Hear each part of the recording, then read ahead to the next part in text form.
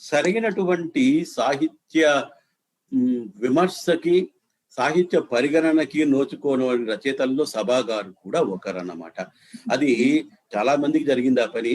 మామూలుగా ఆయన్ని మనం ఎక్కడ మనం ప్లేస్ చేయాలి అనే దగ్గర నుంచి మనం ప్రారంభించాల్సి ఉంటుంది. చాలా రోజుల వరకి సభా గారిని ఆ రాయలసీమలో మొదటి కథకుడు అనుకుంటూ ఉండేవాళ్ళం మనం. అది కాదనే విషయాన్ని ఆ తర్వాత మనం తెలుసుకున్నాం. ఆ తర్వాత జి రామకృష్ణ గారు రాసిన కథలు అనంతపురం నుంచి మొదటి కథలు అని అనుకున్నాం. ఆ తర్వాత అది కూడా కాదని మనకి అప్పిరెడ్డి హరినాథ్ రెడ్డి గారు, వెంకట సుబ్బయ్య గారు వీళ్ళు నిరూపించారు. కాబట్టి ఆది కథకుడెవరు, తొలి కథకుడెవరు అనేటివి ఎప్పుడు ఏ సాహిత్యంలోనైనా మియర్ అకాడమిక్ క్వశ్చన్స్ అన్నమాట. వాటిని మనం చెప్పడానికి లేదు. మనకు తొలి కథకుడుగా గురజాడగా, లేకపోతే బండారు అచ్చమాంబ అన్న ప్రశ్న ఇంకా మనకి కొనసాగుతూనే ఉంది. ఇలాంటి కాంట్రవర్సీస్, ఇలాంటి ప్రశ్నలు ప్రతి భాషలోనూ, ప్రతి సాహిత్యంలోనూ ఎప్పుడూ ఉంటాయి. వాటిని చదవటం వల్ల మనకి కొన్ని ప్రశ్నలకి అర్థం దొరుకుతుంది, కానీ ఫలానా వ్యక్తిని ఆద్యుడు అని చెప్పడానికి మనకు కుదరదు. ఎందుకంటే సాహిత్యం కూడా, సాహిత్య ప్రక్రియలు కూడా మానవ జీవితంలాగే పరిణామ క్రమంలో ఉంటాయి. ఒకరోజు తెల్లవారి నిద్రలేసి చూస్తే ఒక గొప్ప ఆధునిక కథ ఎప్పుడూ పుట్టిపోదు. దాని వెనకాల ఎందరో వ్యక్తులు పరిశ్రమ చేసిన తర్వాత, ఎన్నో రకాలుగా ఆ పరిశోధనలు, ప్రయోగాలు ఫలవంతమైన తర్వాత ఒకసారి గొప్ప కథ పుడుతుంది. మరి ఆధునిక కథ అనేది, మళ్ళీ ఆధునిక కథ అనేది ఏమిటి అనేది చాలా ప్రశ్నలు వస్తాయి. ఇవన్నీ విషయాంతరం.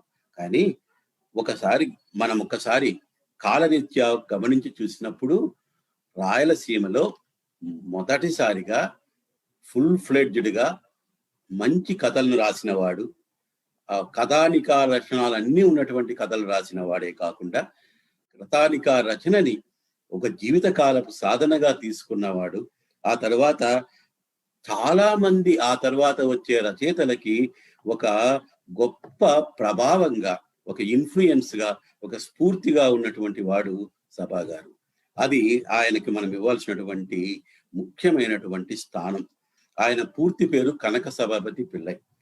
చిత్తూరు జిల్లాలో ఈ ప్రాంతంది బైలింగ్యువల్ కుటుంబాలు, తమిళము తెలుగు రెండు ఉంటాయి. ఇందులో ఏది మాతృభాష అన్నది చాలా పెద్ద ప్రశ్న. ఈ ప్రశ్నకి నేను ఇంకా సమాధానాలు వెతుక్కుంటూనే ఉన్నాను. వీళ్ళకి తమిళము కంటే తెలుగు బాగా వచ్చు, తెలుగులోనే పాఠాలు చెప్పారు వీళ్ళు, కానీ తమిళం కూడా వీళ్ళకు వచ్చు. ఆయన పుట్టిన ప్రాంతం కూడా చిత్తూరు జిల్లాలో దక్షిణ భాగం అన్నమాట. ఇది పాత నార్త్ ఆర్కాడ్ జిల్లాకు ఉత్తర భాగంలో ఉంటుంది. ఈ భాగంలో ఉన్నటువంటి కొట్రకోన అనే పల్లెటూరులో పుట్టాడు ఆయన. ఆయనకి వాళ్ళ నాన్న పేరు చెంగల్వరాయుడు, వాళ్ళ అమ్మ పేరు పార్వతమ్మ. ఈ పేర్లు కూడా తొండనాడు పేర్లు, తమిళ స్వభావం కనిపించే పేర్లు. వీటిని చూస్తూనే మనం తమిళం అనుకుంటాం, కానీ అది సాహిత్య రంగంలో జరిగినటువంటి చాలా పెద్ద పొరపాటు.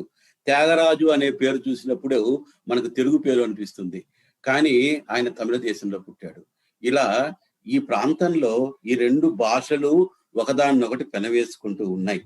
సభా గారిది చాలా గొప్ప సృజనాత్మక జీవితం. చాలా రచనలు చేశాడు ఆయన 3 కథా సంపుటాలు వచ్చాయి ఇదివరకు. ఒకటి బంగారు అని, అందులో 5 కథలున్నాయి. పాతాళ గంగలో 10 కథలున్నాయి. నీటి దీపాల్లో 15 కథలున్నాయి. తర్వాత నేషనల్ బుక్ ట్రస్ట్ వాళ్ళు ఇటీవల వేసిన సభా గారి ఉత్తమ కథల పుస్తకంలో 25 కథలు ఉన్నాయి. అయితే అన్ని చూస్తే ఇందులో అన్ని డూప్లికేషన్లు అన్ని పోగా మిగిలినవి 25 కథలే ఉన్నాయి.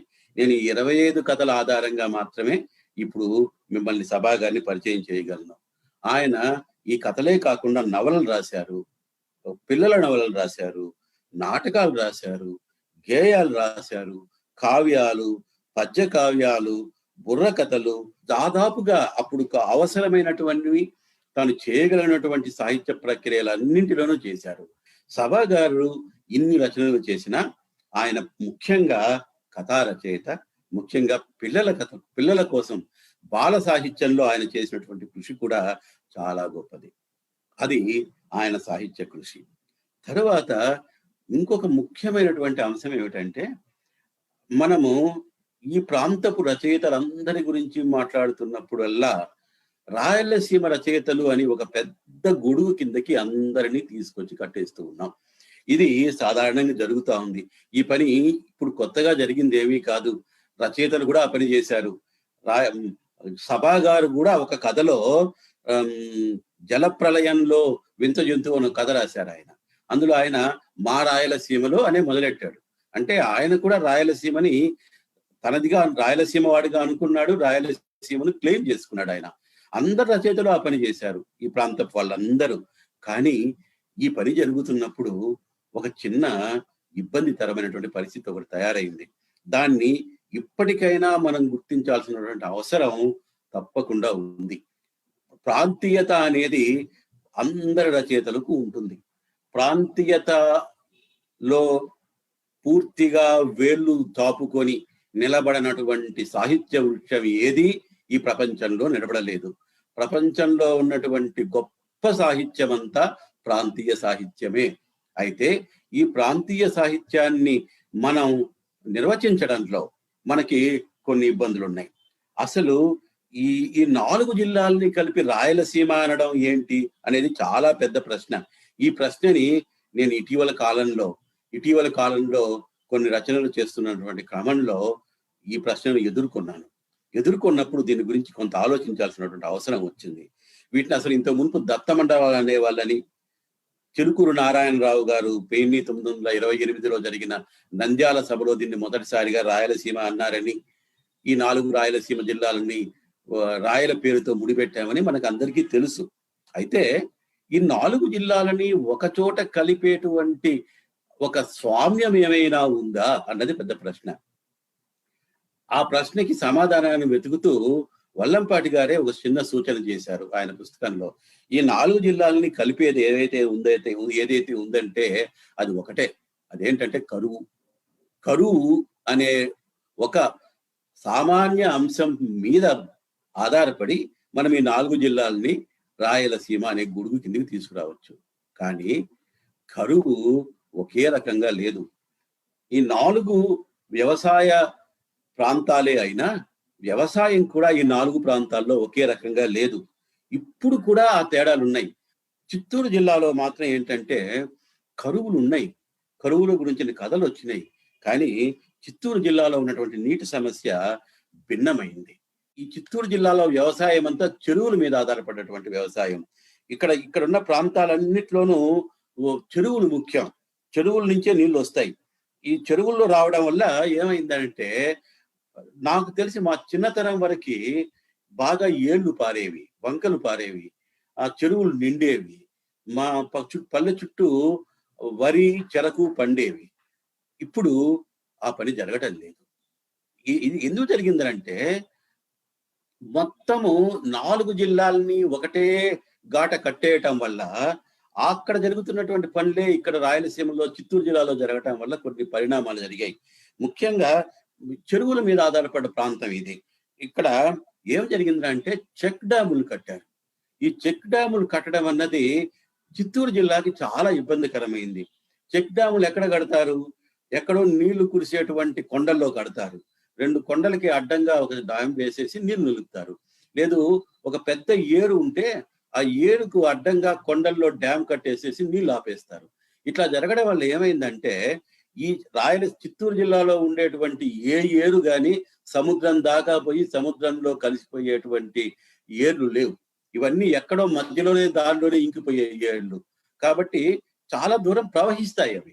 మహా అంటే సముద్రం దాకా ప్రవహిస్తాయి, కానీ సముద్రంలోకి పోయే నీళ్ళు లేవు. ఈ నీళ్లకు చెక్ డ్యాములు కట్టడంతో ఏమైపోయిందంటే, ఈ నదీ పరివాహ ప్రాంతాలన్నీ ఎండిపోయాయి. చిత్తూరు జిల్లాలో ఈ నదీ పరివాహ ప్రాంతాలన్నీ ఎండిపోవడం అనేది అప్పుడే జరిగింది. బావులు, చెరువులు ఇవన్నీ పోయాయి.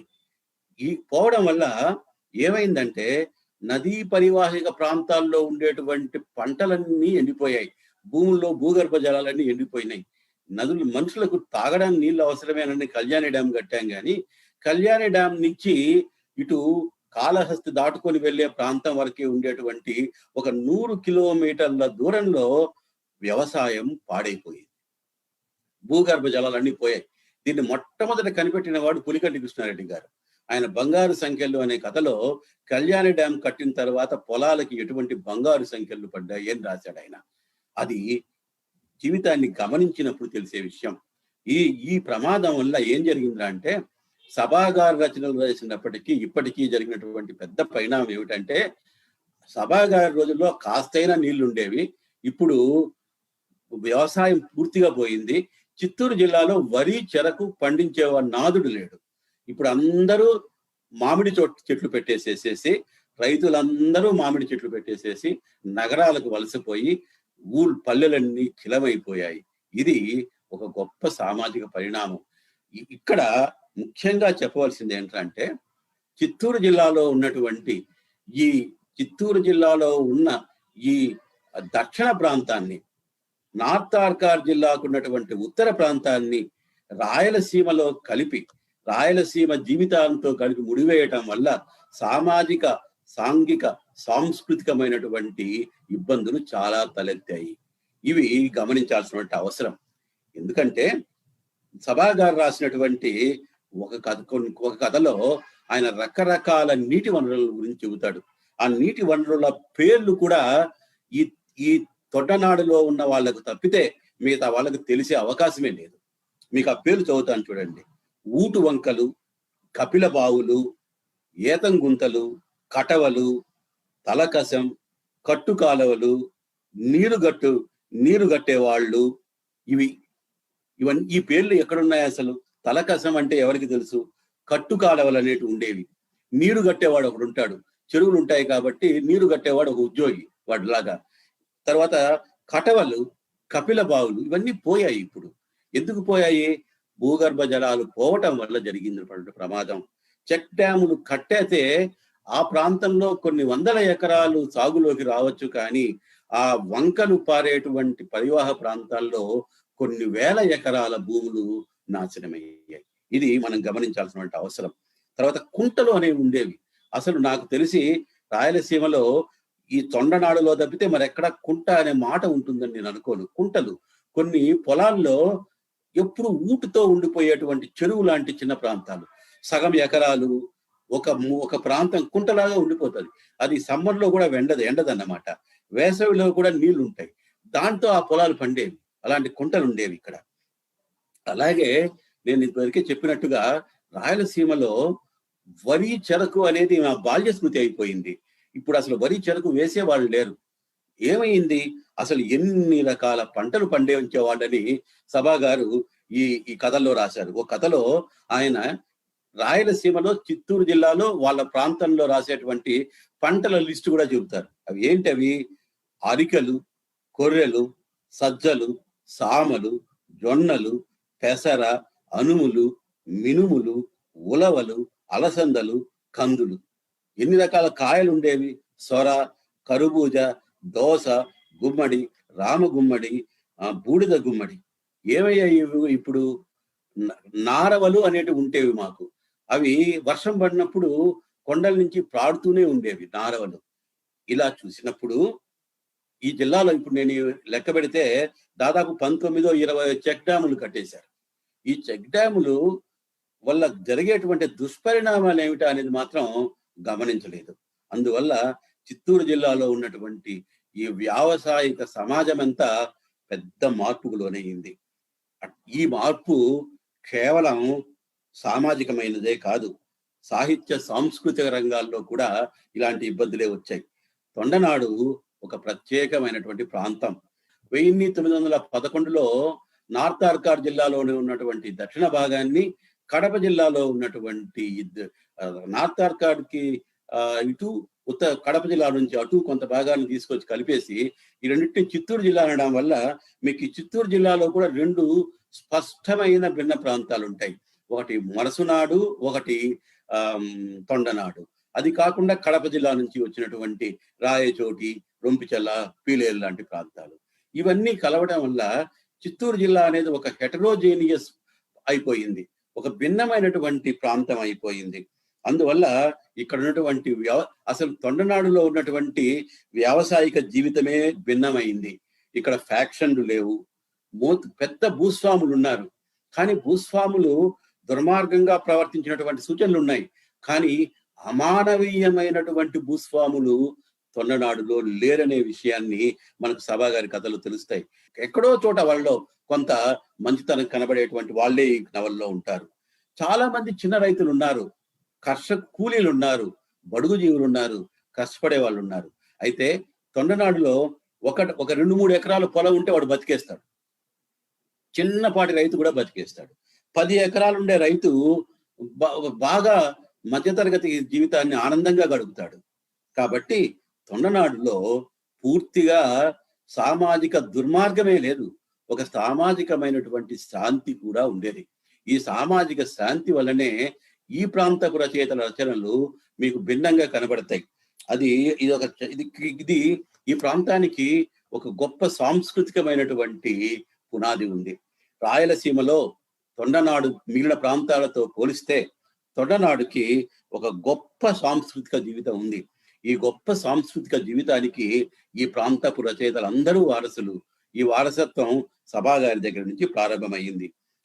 మొదటిది ఈ ప్రాంతం ఉన్న సాంస్కృతిక జీవితాల్లో మహాభారతం ఒక అవిభాజ్యమైనటువంటి భాగం. తొండనాడు అనే ఊరు అనే ప్రాంతం ఏది అని తెలుసుకోవాలంటే దానికి ఉన్నటువంటి ఒక ముఖ్యమైనటువంటి సూచన ఏమిటంటే కొండ గుర్తు ఏమిటంటే తొండనాడులో ఉన్న ఊళ్ళో, తొండనాడుకు చెందిన ప్రతి ఊళ్ళోనూ ఇప్పటికి కూడా ధర్మరాజుకు ఒక గుడి ఉంటుంది. అట్లాగే ప్రతి సంవత్సరము 18 రోజుల మహాభారత యజ్ఞం జరుగుతుంది. కావమ్మ కథలు, శరాబంది రాజు కథలు, తోలుబొమ్మ ఆటలు, జంగం పాటలు, ఇట్లా ఇక్కడ చాలా గొప్ప సాంస్కృతికమైనటువంటి సభా సంప్రదాయం కూడా ఒకటి ఉంది.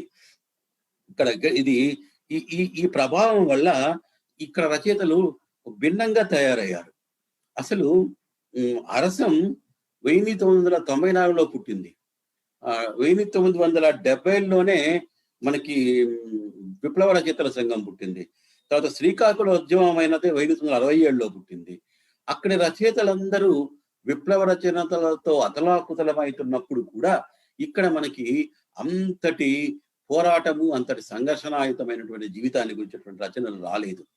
అట్లా అని చెప్పేసి ఇక్కడ వాళ్ళు అభ్యుదయానికి భిన్నమైనటువంటి రచనలు అసలు చేయలేదు. కారణం ఏమిటంటే కమ్యూనిస్టు ఉద్యమ ప్రభావం ఈ ప్రాంతం పైన పడకపోయినా ఈ ప్రాంతంలో ఉన్న రచయితలందరూ మానవతావాదపు ప్రభావంలో రాసిన వాళ్ళు. వీళ్ళందరి పైన ఉన్నటువంటి ప్రభావం అది. పైగా కొంత ఆలస్యంగా రాయటం వల్ల వీళ్ళు అంతకు ముందు ఉన్నటువంటి తెలుగు రచయితల్ని చదువుకున్నారు. ఆది రచయితలందరినీ గురజాడ దగ్గర నుంచి కరుణకుమార వరకు వచ్చినటువంటి ఆధునిక రచయితలందరినీ వీళ్ళు చదువుకున్నారు. పైగా ఈ రచయితల్లో తొలి రచయితలు ముఖ్యంగా సభా గారు మొదట్లో ఉపాధ్యాయుడు, తర్వాత రచయిత, తర్వాత సంపాదకుడు. కాబట్టి ఈయనకు ఆధునిక సాహిత్యంతో బాగా పరిచయం ఉంది. ఆయన తొలి రచనలు ఎట్లా ఉండేవో మనకు తెలియదు. ఇప్పటికి కూడా ఈ పుస్తకంలో ఉన్న ఈ 25 కథలకి ప్రచురించబడినటువంటి తారీఖులు లేవు. కాబట్టి ఒక హిస్టారికల్ పర్స్పెక్టివ్ లో ఆయన చదివే అవకాశం లేదు. మనసు రాయుడు ఫౌండేషన్ వాళ్ళు ఆయన పుస్తకాలన్నింటినీ ప్రచురించబోతున్నారు. ఒక బృహద్గ్రంథం రాబోతోంది. ఈ కరోనా రాకపోతే అది వచ్చుండేది. ఆ పుస్తకం వస్తే మనకు సభా గారి గురించినటువంటి ఒక సమగ్రమైనటువంటి అవగాహన వచ్చేటువంటి అవకాశం కూడా మనకి ఉంది. అందువల్ల మనకి ఈ రచయితలకు ఉన్నటువంటి సాహిత్య ప్రభావాలు ఏమిటంటే మానవతావాదము, జానపద జీవితము, తొండనాడుదే అయినటువంటి సాంస్కృతిక జీవితమే తప్పితే వీళ్ళకి 70లు 80ల వరకు కమ్యూనిస్టు విప్లవము, అభ్యుదయ రచయితల సంఘము వంటి వాటి ప్రభావం పడలేదు వీళ్ళ పైన. అందువల్ల వీళ్ళ జీవితం భిన్నమైంది. సభా గారి రచనలు చూసినప్పుడు మనకి ఆయన రాసే వాక్యం చాలా చిత్రంగా కనబడుతుంది. అది అస్సలు రాయలసీమ వాక్యం కాదది. అసలు చాలా మంది రాయలసీమ వాక్యం రాయలేదు, చాలా వరకు రాయడానికి వీల్లేని పరిస్థితి అది. కళింగాంధ్ర రచనల్ని, విశాఖపట్నపు రచయితల్ని మాండలికంలో రాస్తే గౌరవించినటువంటి తెలుగు సమాజం, సాహిత్య సమాజం తెలంగాణని, రాయలసీమని మాండలికంలో రాయడం ప్రారంభించినప్పుడు ఎంతగా ఇబ్బంది పడిందో తలుచుకుంటే ఈ ప్రాంతపు రచయితలు ఇప్పటికీ బాధపడుతూ ఉంటారు. ఇందులో ఒక సాహిత్య వివక్ష ఉందేమోనని వాళ్ళ బాధ ఉంది. ఇందులో కొంత న్యాయం కూడా లేకపోలేదు. ఎందుకు చెబుతున్నానంటే 1969 వరకే కూడా ఈ పని జరిగింది. 1969లో చిత్తూరు జిల్లా సాహిత్య చరిత్ర అని ఒక చిన్న పుస్తకం వచ్చింది. ఆ పుస్తకం 50 పేజీలు. ఆ పుస్తకం పైన 350 పేజీల విమర్శ ఒక పుస్తకం వచ్చింది. అసలు నాకు తెలిసి తెలుగు సాహిత్యంలో ఆ పని ఎక్కడ జరగలేదనుకుంటా. ఒక 50 పేజీల పుస్తకం పైన 350 పేజీల విమర్శ. అది నా దగ్గర ఉంది ఆ పుస్తకం. చిత్తూరు జిల్లా సాహిత్య విమర్శనం అని. అందులో ఒక చోట ఆయనైతే అది పూర్తిగా గ్రాంథికంలో రాసిన పుస్తకం. అందులో ఒక ఒక ఒక ఒక అధ్యాయం అంతా ఆయన రగడ అనే మాటను పట్టుకున్నాడు ఆయన. ఈ రగడ అంటే ఆయన వరుసగా సంస్కృతంలో ఎన్ని రగడలున్నాయి, రగడకి ఎన్ని మాటలున్నాయి, దీన్ని ఇంత ఉదాసీనంగా వాడేయొచ్చా అని పట్టుకున్నాడు. అది చిత్తూరు జిల్లాలో ఉన్నటువంటి సాహిత్య వాతావరణం చాలా రోజుల వరకి. అందువల్ల ఈ రచయితలు చాలా రోజులు కానీ దాన్ని పట్టించుకోకుండా పెద్ద పోరాటమే చేసినారని, మొట్టమొదటి నుంచి వాక్యానికి రాయలసీమదైనటువంటి వ్యక్తిత్వాన్ని తెలుగు వాక్యానికి ఇచ్చారని మనం సభాగారి రచనలో స్పష్టంగా తెలుసుకోవచ్చు. అప్పుడే ప్రారంభమైంది అసలు. అందువల్ల ఇంకొక ఆశ్చర్యకరమైనటువంటి అంశం ఏమిటంటే, సభాగారు జీవితంలో చలం గారికి చాలా దగ్గరవాడు. చలంతో ఆయనకు బాగా సాన్నిహిత్యం ఉండేది. ఆయన దాదాపు 1960ల నుంచి అనుకుంటా, ఆయన 80లో పోయాడు. ఆయనకు దాదాపు 2-3 దశాబ్దాల పాటు చలం గారితో అనుబంధం ఉండేది. కానీ ఆ చలం గారు ఎవరు? అరుణాచలంకి వెళ్ళిపోయిన చలం గారు. అందువల్ల సభాగారి సాహిత్య పైన ఎక్కడ కానీ చలం ప్రభావమే కనబడదు పూర్తిగా. ఎక్కడ కానీ, కథలో కానీ, వస్తువులో కానీ. ఆయన వాక్యంలో కూడా, ఆయన వాక్యంలో నాకు ఎక్కువగా కుటుంబరావు గారి వాక్యం కనబడుతుంది. ఆ వాక్యంలో ఏమి అలంకారాలు లేకుండా మంచినీళ్ళలాగా ఒక మంచి వాక్యం అట్లా రాయడం చాలా కష్టం. అది కుటుంబరావు గారు సాధించినటువంటి చాలా గొప్ప శైలి. ఆ శైలికి రాయలసీమ శైలిని కలుగుతాడు ఈయన. అసలు చలం గారి ఇన్ఫ్లుయెన్స్ సభా గారి జీవితం పైన ఉంది, సభా గారు ఆధ్యాత్మిక జీవితం పైన కూడా ఉంది. ఆయన చివరి రోజుల్లో విశ్వరూప దర్శనం అని చెప్పి ఓ పుస్తకం రాశారు. అసలు సభా గారు తమ అబ్బాయికి రమణ అని పేరు పెట్టుకున్నారు. అది రమణాశ్రమానికి వెళ్ళిన తర్వాత జరిగినటువంటి పని. ఆయన జీవితం పైన ఉన్నటువంటి ఈ ప్రభావం ఆయన కథల మీద ఎక్కడా కనిపించదు. అది చాలా ఆసక్తికరమైనటువంటి అంశం. సభా గారి జీవితం చాలా చిన్న స్థాయి నుంచి వచ్చాడు ఆయన. ఆయన ఒక మామూలు లోయర్ క్లాస్, మిడిల్ క్లాస్ కుటుంబం నుంచి వచ్చాడు. వాళ్ళ నాన్న బడిపంతులు, పూజారి కూడానట. అదే చిత్రంగా వాళ్ళ అమ్మ నెయ్యి పాలు కూడా అమ్మి కుటుంబాన్ని పోషించింది అన్నారు. ఆయనైతే పశువుల్ని కూడా కాశాడు. తర్వాత ఎరువులు సేకరించి అమ్మి ఫీజు కట్టి చదువుకున్నాడు. అంటే ఆయనకి తెలుసు, జీవితం తెలిసిన రచయిత, జీవితాన్ని అనుభవించిన రచయిత సభా గారు. ఆయన అలా ఆయన జీవితమే ఆయనకు చాలా గొప్ప ముడిసరుకు. ఆ జీవితాన్ని గురించే ఆయన ఎప్పుడు రాశాడు.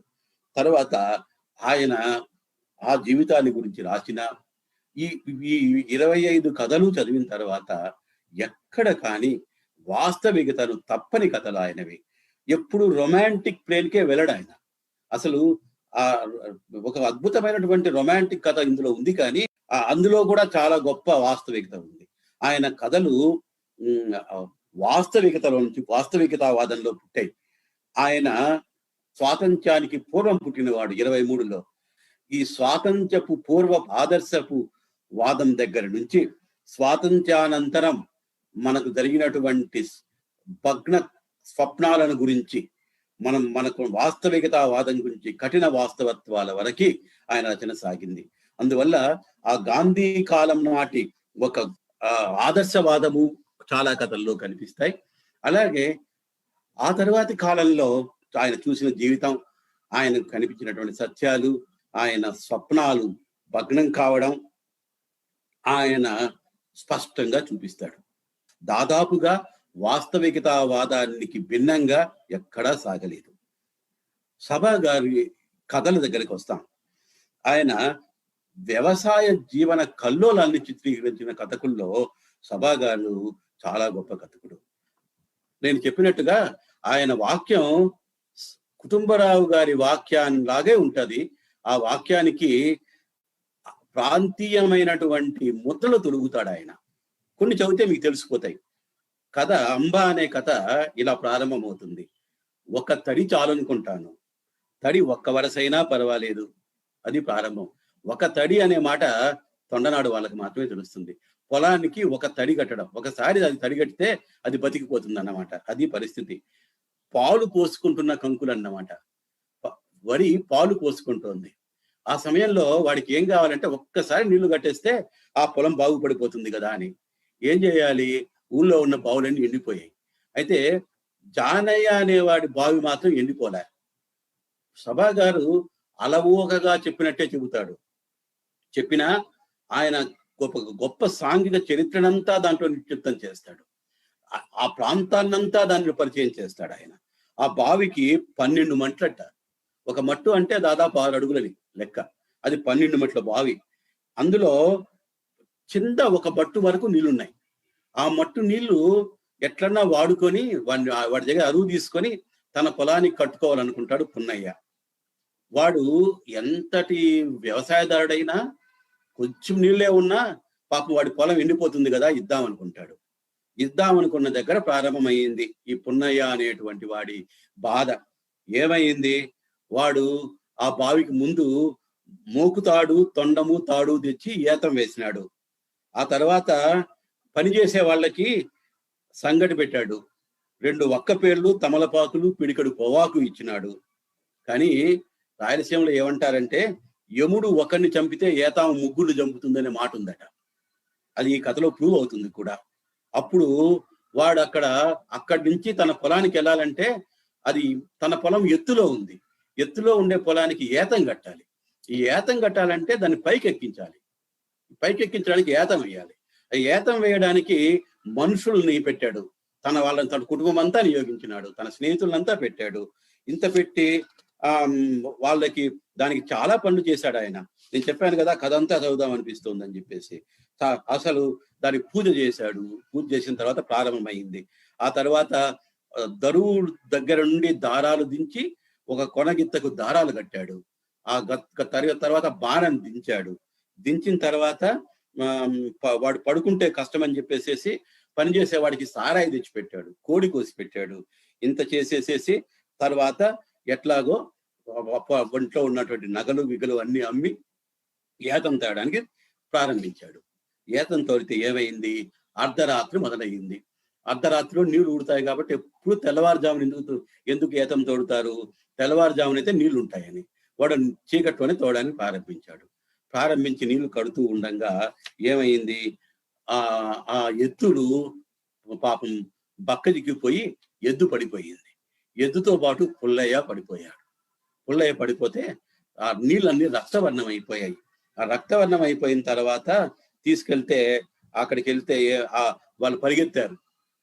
వాడు పాపము ఆ పొలానికి పంట నీళ్లు కడుతున్నంతసేపు ఎన్ని ఒడ్డు పండుతాయి, ఆ నీళ్లు వస్తే ఏం చేయాలి, ఎవరెవరికి పంట ఇవ్వాలి? అంత చిన్న రైతు అయితే కూడా పొలం నుంచి పంట వస్తానే నీరు కట్టేవాడికి ఒక వాద వేయాలట. వాదే అంటే ఒక కట్ట అన్నమాట. ఒక వాద వాడికి వేయాలి. మంగళవాడికో వాద, చాకలి వాడికో వాద, తోటి వాడికో వాద, వెట్టి వాడికో వాద, సంబల వాడికో వాద, కరమల వాడికో వాద. ఇట్లా ఒక్కొక్క వాద వేస్తే మిగిలిన దాన్ని వాడు తెచ్చుకోవాలి. పాపం ఏమైంది? ఇంతలో వాడు పడిపోయాడు. ఎద్దు కూడా పడిపోయింది. దాన్ని పట్టి పైకి లేపేసరికి వాళ్ళిద్దరూ చనిపోయారు. ఆవు కూడా చనిపోయింది. ఈ కథ పేరు అంబ. ఇది రాయలసీమలో ఉన్నటువంటి వ్యవసాయం పరిస్థితి. ఈ వ్యవసాయ పరిస్థితినే ఆయన తనదే అయినటువంటి చాలా పాపులర్ కథ, సభా గారు పేరు చెబితే వెంటనే గుర్తుకొచ్చేటువంటి కథ పాతాళ గంగలో కూడా ఇదే కథ చెబుతాడు ఆయన. ఈ పాతాళ గంగలో ఆయన బేటప్ప అనేవాడు బావి తవ్వినప్పుడు జరిగేటువంటి పరిస్థితిని అంతా చెబుతాడు. ఇంతే కథ. వాడు బావి ఎట్లా తవ్వడానికి ప్రారంభించాడు, ఎట్లా ముగిసింది, అది కథ. ఈ మధ్యలో ఆయన కథ చెప్పే తీరు, చాలా కథలు దుఃఖమయమైనవే.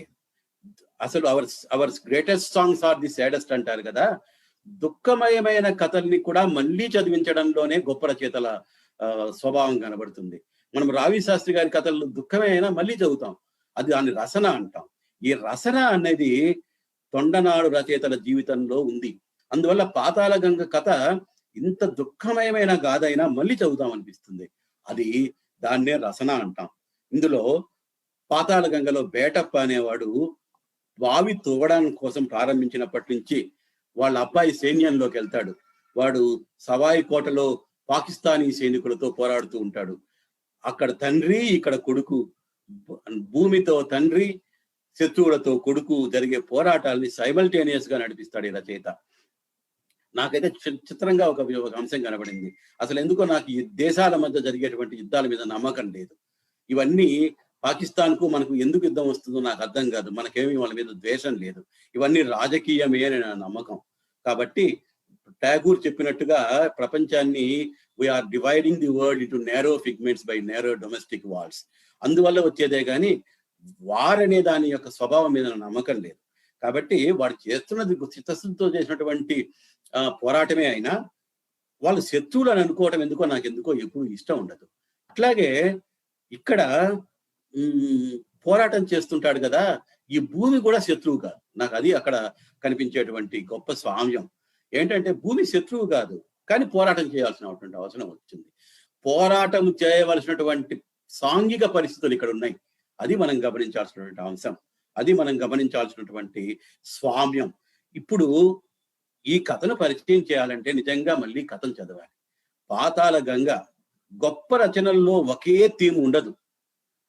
పాతాళ గంగ తొండనాడు అని నేను ఇప్పుడు చెబుతున్నాను చూడండి.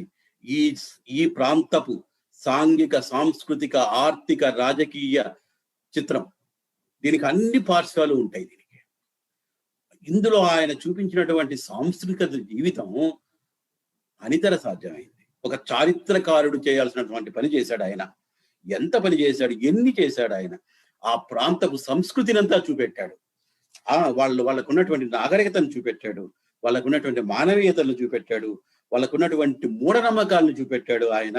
వాళ్ళకున్నటువంటి నగలు, వాడుకున్నటువంటి నగలన్నీ అమ్మి ఆ బావిని కొడతాడు. వాడు రకరకాలుగా కొడతాడు. ముందు వడ్డేవాళ్ళని తీసుకొస్తాడు, మళ్ళీ పెట్లొప్పు పెట్టేవాడిని తీసుకొస్తాడు, మళ్ళీ మందు పెట్టేవాడిని తీసుకొస్తాడు, రకరకాలుగా పెడతాడు ఆయన. ఇప్పుడు ఒక్కొక్కసారి ఒక్కొక్క నగ అమ్మేయాల్సి వస్తుంది. అసలు ఆ నగల పేర్లే మనకు తెలియవు. అవి ఎన్ని రకాల పేర్లు పెట్టాడు ఆయన. గజ్జలాడ్డిగా, పాత సిరుమానం, కంచు కుప్పెలు, గిగిరెట్లు, కర్ణపూలు, గుబావళ్ళు, బొందు పోగులు, నుములి ముళ్ళు, కమ్మలు, మాటీలు, సత్తులు, బులాకీలు, తెల్లరాళ్ళ కమ్మలు, నీలాల తుంగటీలు, అన్నిటికీ మోస్ట్ ఆథెంటిక్ స్టోరీ. ఆథెంటిక్ గా ఉండడం అంటే రచయితకి తెలియాలి ఆ జీవితం. ఆయన ప్రతి విషయాన్ని స్పష్టంగా ఏమిటో కూడా చెబుతాడు. కేపులు అంటే ఆ కేపులు ఏమిటో కూడా చెబుతాడు ఆయన. అందువల్ల కథకి ఆథెంటిసిటీ వస్తుంది. సుఖమయమైనటువంటి జీవిత కథను కూడా ఆయన ఒకటి రాశాడు ఆయన. ఈ కథ కూడా సభా గారి పేరు తలుచుకున్నప్పుడల్లా గుర్తించాల్సినటువంటి కథ. ఈ కథని మనం ఎప్పుడూ గుర్తించుకోవాలి. ఇది ఆయన రాసినటువంటి గొప్ప కథల్లో ఒక కథ. ఇది కథ పేరు మిథున లగ్నం. ఈ కథ చాలా గొప్ప రొమాంటిక్ కథ. గొప్ప ప్రణయ కథల్లో, తెలుగులోని గొప్ప ప్రణయ కథల్లో ఈ కథ తప్పకుండా ఉంటుంది. అయితే కేవలం ప్రణయ కథ అయితే దాన్ని ఎందుకు గుర్తుపెట్టుకుంటాం? ఈ కథ అంతా ఆయన ఒక మాటే చెబుతాడు. ఒక్క విషయం చెప్పడానికి రాశాడు ఆయన. సేద్యగాడికి సెలవు ఉండదు అని ఆయన మాట. వ్యవసాయం చేసేవాడికి సెలవు ఉండదు అని చెబుతాడు ఆయన ఈ కథలో. ఈ కథలో కొత్తగా ఒకడికి పెళ్లి అవుతుంది. వర్షాకాలం పోతేనే పెళ్లి అయింది ఆ రైతుకి. వాడి పేరు బసవయ్య. వాడు సుభద్ర అనే అమ్మాయిని పెళ్లి చేసుకున్నాడు. 20 మైళ్ళ అవతల ఉండే అమ్మాయి. పెళ్లి అవుతూనే సంసారం పెట్టేసే రోజులు కావు కదా. ఇప్పుడైతే పెళ్లి చేసేసి వెంటనే అమెరికాకు పంపించేస్తాం మనం రెండో రోజే. అది ఆ రైతులకు అదే కుదరదు. వాళ్ళకి ఉగాది రావాలి, ఉగాది సాంగ్యం చేయాలి, కొత్త అల్లుడు రావాలి. ఉగాది సాంగ్యంతో పాటు అల్లుడితో పాటు కూతుర్ని పంపిస్తారు. కొద్ది రోజులు ఆమె పుట్టింట్లో ఉంటుంది. పుట్టింట్లో ఉంటే వీడికి పెళ్ళాం మీదే ధ్యాస. ఉగాది వస్తోంది, ఒక 20 రోజులు ముందే పోదాము అనుకుంటాడు వాడు. కానీ ఎక్కడ కుదురుతుంది? వాడిని చెరుకు తోట బాగా పక్వానికి వచ్చిందిరా నాయన, పాడైపోతుంది, నువ్వు దాన్ని గానిగాడేసుకో అంటాడు తండ్రి. తండ్రి మీద కొడుకు ఏం కోపంలే, వాడు నిజమే కదా అనుకొని గానిగాడుతాడు. చాలా కష్టపడి గానిగాడుతాడు. 15 పెనాలు దిగే రోజుల్లో 20 పెనాలు దించాడు. అట్లా కష్టపడి ఒక పని అయిపోయిన తర్వాత వాడు ఇంటికి వెళ్ళాడు. వెళ్తే ఏమైంది, అది కూడా 10 ఎకరాలు ఉండే పొలం. కూతురికి పెట్టిపోతలు చేయడం అంటే ఆ ఇంట్లో చాలా ఇష్టం. ఆ సుభద్ర అనే అమ్మాయి కూడా ఒక వదిన, ఒక అన్న ఉన్నారు. వాళ్ళకు కూడా అంటే ఇష్టం. వాళ్ళు ఆమెకి ఏమిచ్చినా ఇబ్బంది పడరు. వాళ్ళ నాయన అన్ని పెద్ద పెద్దవి చేశాడు. మద్రాసు నుంచి స్ప్రింగ్ మంచాలు తెప్పించినాడు. అన్ని 4 కుండల్లో పలహారాలు పంపించాలంటే 10 కుండలు చేసినాడు. కంచి నుంచి పట్టుచీర తెప్పించినాడు. తొండనాడులో పెళ్లి జరిగితే కంచి నుంచి పట్టుచీర వస్తుంది, వేలూరు నుంచి కూరగాయలు వస్తాయి. అది ఇప్పటికి కూడా జరుగుతుంది. ఇప్పటికి కూడా తొండనాడులో జబ్బు వస్తే వేలూరు సిఎంసికి వెళ్తాం. ఇది మాకున్నటువంటి సాంస్కృతిక జీవితం. కాబట్టి కంచి పట్టు చీర తెప్పించినాడు. ఆ చీర చూసి ఊళ్ళో వాళ్ళందరికీ కళ్ళు కుట్టినాయి. చివరికి ఏమైతేనే అల్లుడు వచ్చినాడు. వాడు వస్తే ఏమైంది, ఆ అల్లుడు వచ్చాడు కానీ వచ్చినప్పటి నుంచి పెళ్ళాం కోసం చూస్తాడు. ఈ పిల్ల కనిపించదు. ఎక్కడో చీర కుంగు కనిపిస్తుంది, మాయమైపోతుంది. వాడు కావాలని ఆ పిల్లని చూడాలని నీళ్లు తెచ్చివ్వమంటాడు. ఆ పిల్ల ఎవరి దగ్గర నీళ్లు పంపిస్తుంది. వాడికి ఇట్లనే వాడికి పాపం స్నానం చేసుకుంటే బట్టలు తెచ్చి పెట్టదు. ఎంత చెప్పినా వినదు. ఇంత ఉడికిస్తుంది వాడిని. వాడికి కోపం వస్తుంది. ఈ అమ్మాయి వాడికి కనిపించదు. ఇంట్లో వాళ్ళందరూ వాళ్ళని ఎగతాళి చేయడం మొదలెడతారు. చివరికి బండ్లు ప్రారంభమవుతాయి. చివరికి బండ్లు ప్రారంభమయ్యేటప్పుడు ఒక పెద్ద బండిలో పెళ్లి కొడుకు పెళ్లి కూతుర్ని కూర్చోబెడతారు. వాళ్ళ చెల్లెలు కూడా కూర్చుంటుంది. 7 బండ్లు బయలుదేరుతాయి. ఈ బండ్లన్నీ బయలుదేరిన తర్వాత వాళ్ళ పలహారాలు తింటారు. వాళ్ళ సద్దన్నాలే తింటారు, వాళ్ళకున్న పలహారాలే తింటారు, వాళ్ళ నగలే వాళ్ళు వేసుకుంటారు. పాపం ఇందులో కూడా నేను చెప్పినట్టుగా ఒక గొప్ప సాంస్కృతిక జీవితం కనబడుతుంది.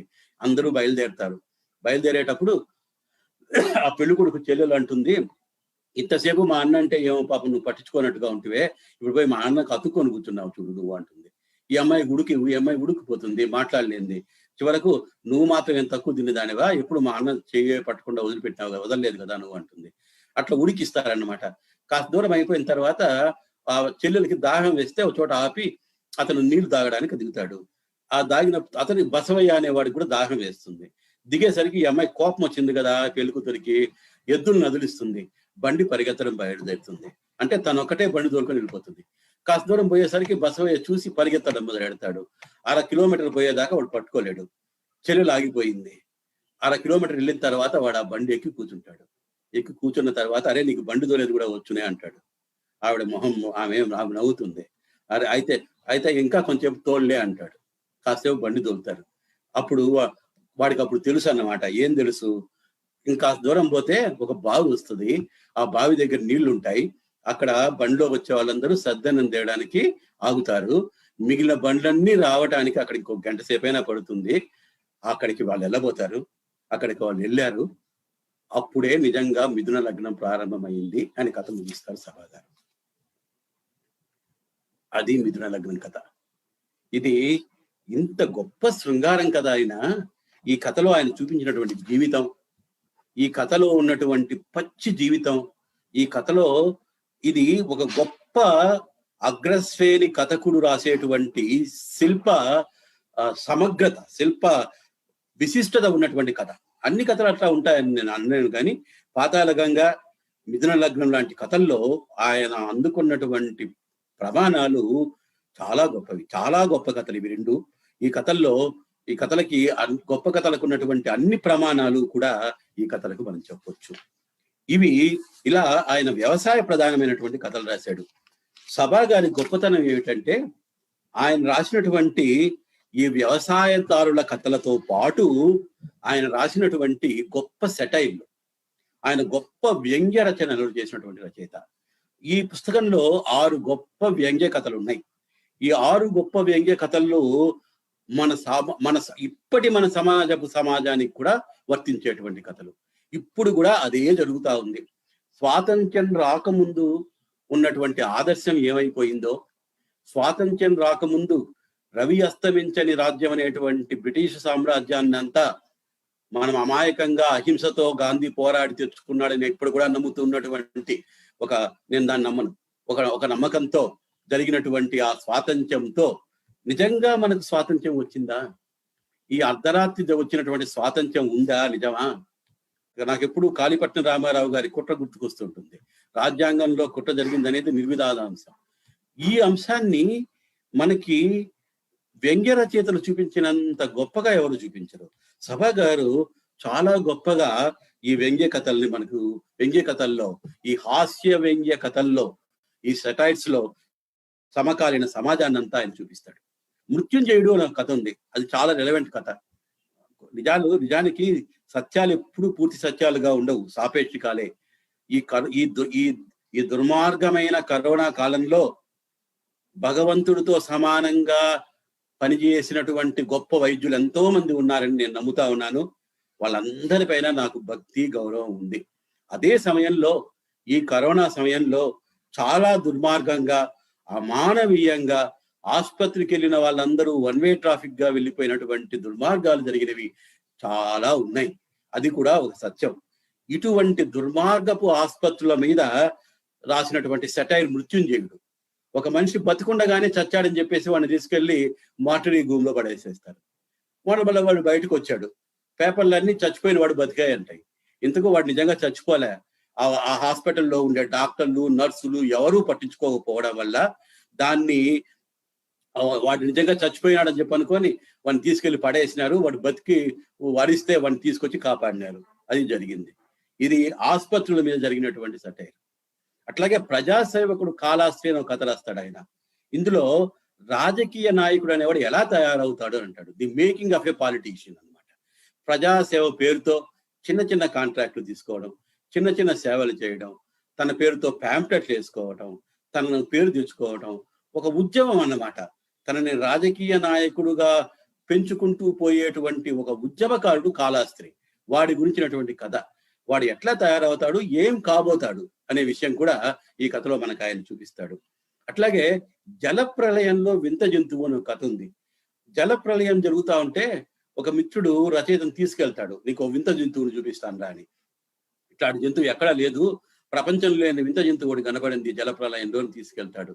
తీసుకెళ్తే ఎట్లా జంతువు అది, దానికి తోకుందా, కొమ్ములు ఉన్నాయా అని ఆలోచించుకుంటూ వెళ్తాడు. అన్ని చూపించిన తర్వాత ఆ వింత జంతువుని చూపిస్తాడు ఆ రచయితకి ఆ వ్యక్తి. ఆ వింత జంతువు మరెవరో కాదు, మనిషే. వాడికి కూరలు లేవు, వాడికి కొమ్ములు లేవు, వాడికి విషం లేదు, కానీ అమానవీయంగా ప్రళయాన్ని కూడా స్వార్థంగా వాడుకునేటువంటి వ్యక్తి వాడు అని ఆ కథలో ఆయన చెబుతాడు. అట్లాగే నీటి దీపాలు కథ. ఇది కూడా ఇప్పుడు కూడా చాలా ప్రాసంగికమైన కథ. ఇప్పుడు కూడా కరెంటు సమస్యలు మనకు తీరలేదు. కరెంటు ఛార్జీలు పెరుగుతూనే ఉంటాయి, విద్యుత్ జరుగుతూనే ఉంటుంది, రాష్ట్రాల మధ్య విద్యుత్ ప్రాజెక్టుల కోసం పోరాటాలు జరుగుతూనే ఉంటాయి. ఇది జరుగుతూనే ఉన్నటువంటి పరిస్థితి. విద్యుత్ శక్తి కొత్తగా వచ్చిన కాలంలో ఒక చోట ఒక లైన్ మ్యాన్ కి జరిగినటువంటి సన్మానాలు ఎటువంటివో. ఒక లైన్ మ్యాన్ ని ఆ ఊళ్ళో పెళ్లి జరుగుతూ ఉంటే పెళ్లి కొడుకు కంటే ఎక్కువ గౌరవిస్తారు. ఎందుకంటే వాడు వేస్తే లైట్ వస్తుంది, తీస్తే లైట్ పోతుంది. అట్లా ఒక లైన్ మ్యాన్ కి జరిగేటువంటి సన్మానాల గురించి రాసినటువంటి కథ నీటి దీపాలు. బూరగ పండు అనేది కూడా రాజకీయాలకు సంబంధించిన కథే. ఓట్లు కొనుక్కునే వాళ్ళ కథ. అసలు ఈ కథ ఎప్పుడో 60లో 70లో రాసినట్టుంది. అప్పుడు ఒక ఓటుకి 25 రూపాయలు 100 రూపాయలు కొన్నారంట ఆ రోజుల్లో. ఇప్పుడు ఓటు ఖరీదు ఎంత అయిందో మనకు తెలుసు. ఇప్పుడు అసలు ఓటును కొనడం అంటున్నారని కానీ, దానికి 5,000 10,000 చెల్లించారంటాం కానీ రహస్యమేం కాదు. ఇవి పత్రికల్లోనే రాసేస్తున్నారు ఇప్పుడు. ఇది బాహాటమైనటువంటి సత్యం. ఈ సత్యము, ఈ ప్రజాస్వామ్యం అనే నీతి పీరకాయ యొక్క అసలు లక్షణాలు ఏంటో సభా గారు ఆ కథలో ఆ రోజుల్లో మొదట్లోనే చూపించారు. అట్లాగే ఇంకో గొప్ప హాస్య కథ, గొప్ప వ్యంగ్యం కథ ఎండమావుల్లో తిమింగళాల వేట.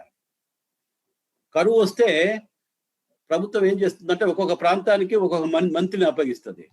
దురదృష్టవశాత్తు కరువు వచ్చిన ప్రాంతానికి ఒక మత్స్యశాఖ మంత్రిని అపాయింట్ చేసింది, వాడిని రిప్రజెంటేటివ్ గా, వాడిని ప్రతినిధిగా. వాడు వచ్చినప్పటి నుంచి కరువు నెలల్లో చేపలు పట్టేదానికే చూస్తాడు. వాడు అక్కడ చేపల్ని ఏ చెరువులో పెంచాలి, అయ్యో బాబు నీళ్లు లేవు అంటే మళ్ళీ వాడి నీళ్ళ గురించి తర్వాత ఆలోచిద్దాం, ముందు చేపల గురించి ఆలోచించండి. మీరు ఏ చేపల గురించి పెంచుదాం, ఎక్కడెక్కడ ఏ చేపలు అయితే బాగుంటాయి. ఈ చివరికి ఏమవుతుందంటే మొత్తము ఆ ప్రాంతంలో ఉన్నటువంటి ప్రభుత్వ యంత్రాంగం అంతా ఆయన కోసం అని చెప్పేసి తొట్టెల్లోకి నీళ్లు తెచ్చిపెట్టి పోసి రకరకాల చేపల్ని, రకరకాల జంతువుల్ని తీసుకొచ్చి వాటినన్నిటిని ఇనాగురేట్ చేసేసి, వాటితోనంతా చేసేసి ఈ కరువు బాగా అయిపోయిందని వెళ్ళిపోతారు. అది ఆ కథ. ఎండమావుల్లో తిమింగలాల వేట అని. ఇది ఇలాంటి వ్యంగ్య రచనలు సభా గారు చాలా చేశారు. ఇలా ఆయన రాసిన ఈ 25 కథల్లో నుంచి సాహిత్య వ్యక్తిత్వాన్నంతా మనం గుర్తించవచ్చు. అలా చూసినప్పుడు ఆయన ఆయన యొక్క ప్రాసంగికత ఏమిటో, ఆయన సాహిత్య వ్యక్తిత్వం ఏమిటో కూడా మనకు స్పష్టంగా గుర్తించబడుతుంది.